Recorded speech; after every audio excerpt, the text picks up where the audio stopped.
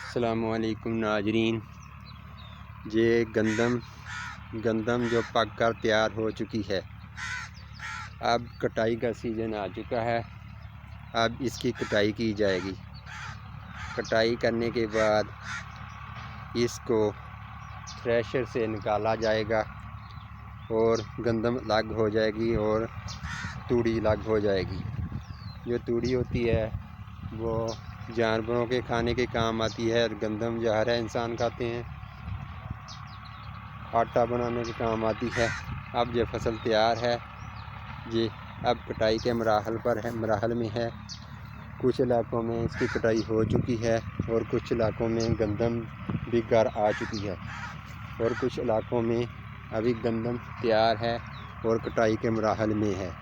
अब इसकी कटाई शुरू हो जाएगी और ये मेरा ख्याल है 10-15 दिन लगेंगे।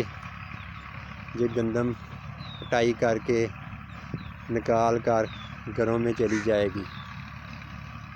ये है जी गंदम।